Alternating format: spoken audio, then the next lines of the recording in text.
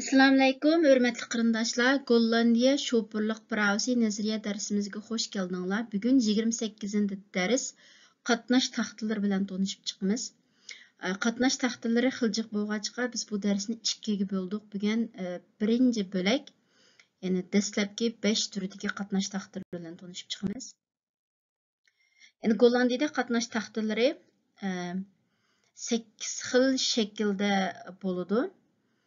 Yani mesela bazı taxtalar bizge sürat tezlikni bildirsə, bazı taxtalar yol beriş toğrusida, bazı taxtalar qısaq bolmaydigan, yani çekleş xarakterliki. Ondan bazı taxtalar bizni bazı bir hareketlerden agahlandırıp gəlgən, yoki bazı taxtalar bizge bazı bir uçurlarni berdi degandek. Muş ikki dərsimiz arqalıq muş qatnaş taxtaları bilan təfsili tanışıb çıxımız. Yani birinci türlük taxta tezlik sürat taxtaları. Yani bu xil taxtalarda qancha kilometrda haydash kerakligimiz berilgan. Buni yiliq burunqi darslardami ancha-muncha so'zlagan to'q. Amaliyotda mush qatnash taxtalarini burunqi darslarimizda jiq qatnash taxtalari bilan tanishib chiqdik-ku. Lekin bu ikki darsda qisqacha yig'inchoqlab tanishib chiqamiz.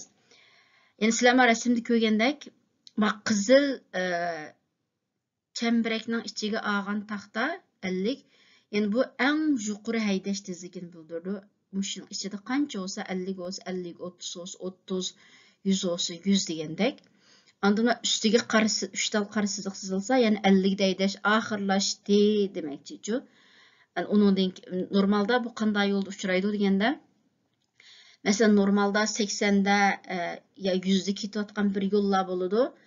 Ondan şu yollarda ma'lum bir sebepler tüpayli, mesela yolda qurilish qilayotgan bo'lishi mumkin veya ki yolning ma'lum bir qismi kichiltirilgan bo'lishi mumkin. İşte ahvolda ma'lum bir yo'l belaklarga endi hozirdan boshlab 50 deysiz deb yozibmishda taxtalarni beradi. Ondan şu ahvol oxirlashgandan keyin, masalan, qurilish qilgan yerdan o'tib ketgandan keyin yoki yo'lning kichiltirilgan qismidan o'tib ketgandan keyin endi 50 deydash oxirlashdi. Muş yolda qancha haydash kerak bo'lsa shuncha haydasangiz bo'ldi deb mushda siziq chizilgan taxtalar keldi. Endi mana o'xshashlar 30, ondan ustiga siziq chizilgandan keyin 30 haydash oxirlashdi. Endi men astidagi 70 degan mana qara tik to'rt bloğning ichidagi bu taxta, bu ham eng yuqori haydash tezligini bildirgan taxta.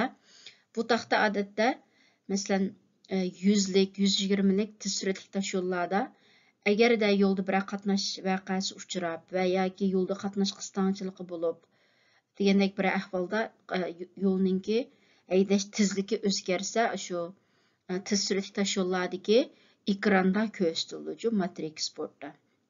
Yani bu eng yuqori haydash tezligi mush demakchi. Ondan ma kök kvadratning ichidagi 50 degani adfis sinul hayd, yani teklif berilgan haydash tezligi. Bu ham yo'llarda masalan 80 da 100 da ketib boratdik.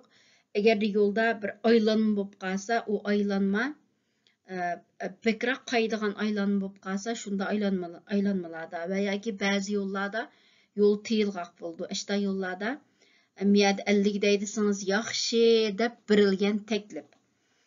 Shuni bu teklifga bo'ysunish majbur emas. Lekin bo'ysunsak o'zimizning bexatarlik uchun yaxshi.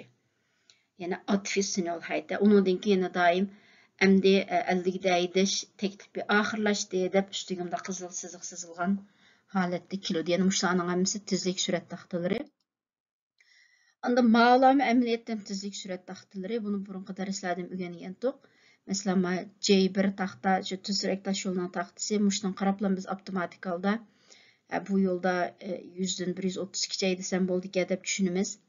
Ama avtobusning qatnash taxtasi qaraplama 100 desem bo'ldi deb yoki arif oyliklar o'ltiraq rayoni mush taxtini ko'rgandan keyin avtomatik holda kallamizda 15 deyishim kerak deb mush taxta ham tezlikni bildirdi, tezlik bilan zich bog'langan. Ham ikkinchi xildagi taxtalar har xil yo'l berish taxtalari. Biz mushu yo'l berish taxtalari to'g'risida ayrim bir darsda meni so'zlagan, shu bu yerda bu taxtalarni so'zlamaymiz.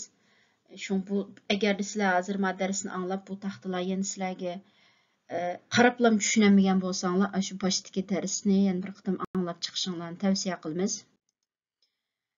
Endi 3-chi xil taxtalar cheklash, ma'ni qilish taxtalari, ya'ni Gesloten Verklaring Borden. Ya'ni bunda taxtalar odatda cheklash, ya'ni shu qizil chambarak shaklda keldi. Ash chambarakning ichida har xil rasmlar bo'ladi, sizlar ostida ko'rgandek. Shuning asosan qanda holatni, qanda qatnash vositasini cheklaganligini bilamiz. Masalan, birinchisi C1 taxta. Mush taxta bo'lgandan keyin bu yo'lga kirsakmi bo'lmaydi, chiqsaqmi bo'lmaydi. Ondan o chambarning ichida bir tal siziq bo'lsa, biz kirsak bo'lmaydi, lekin qarshi tarafdan mashina chiqadi.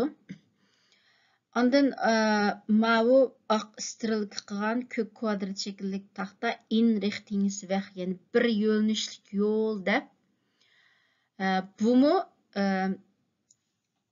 Bu endi qanday cheklash degan vaqtda endi biz bu taxtada qarshi tarafdan bizga qatnash vositasi kelmaydi. Normalda bir ko'cha bo'lsa, bir ko'chaning beshida mush in Richtungswegning taxtasi bo'lsa, yana bir beshida cho'qim mavi qizil chambarak ichidagi oq siziq sizilgan ma taxta bo'ldi. Ikkisi doim bir holatda keladi, moslashgan holatda.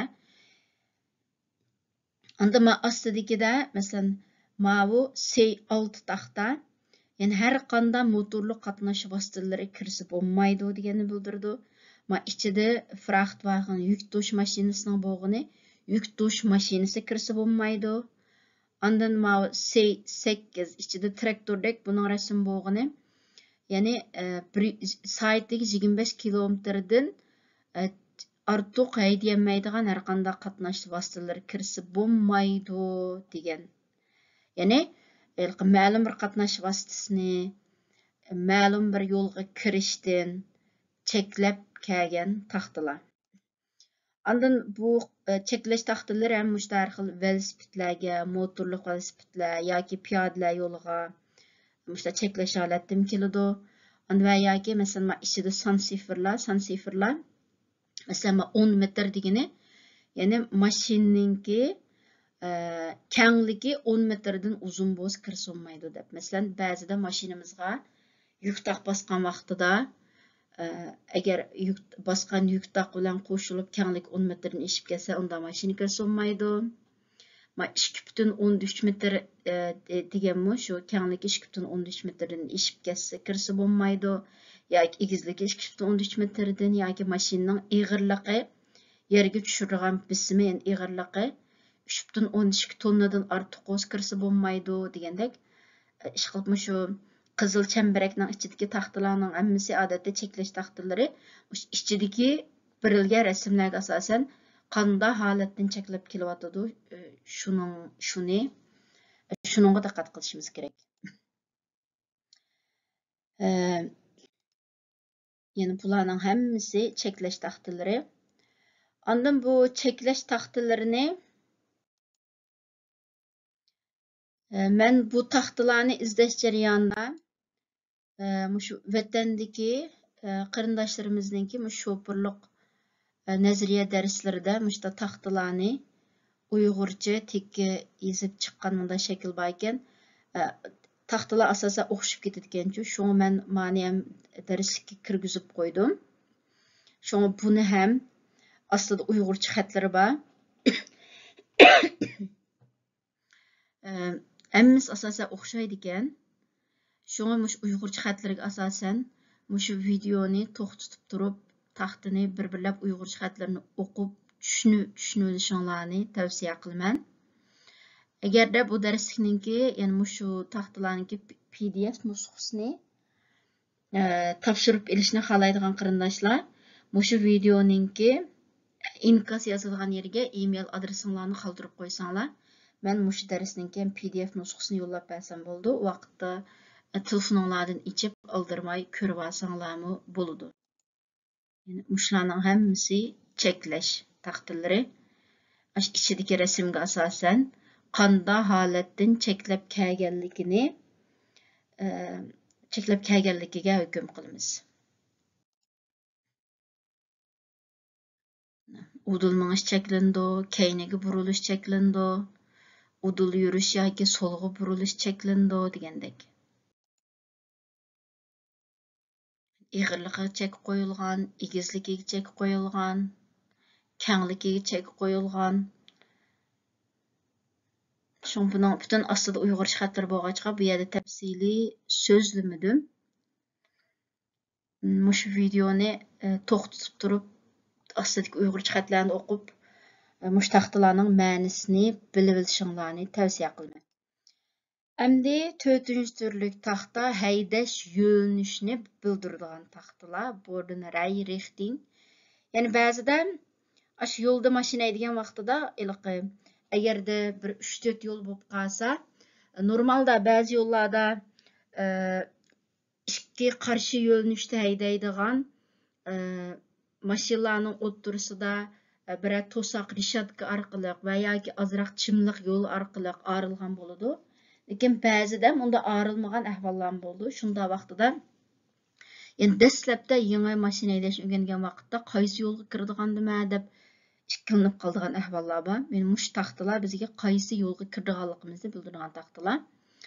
Mesela birinci taxta D1, yani rotonda, yani rotondanın içinde mangan vaqtimizda mesela biz bir aylanmaga keldik, solga qayrilmoqchi. Solga qayrilsaqmı oldi bilan rotondanın ichiga kirib, ondan solga qayrilmizchi.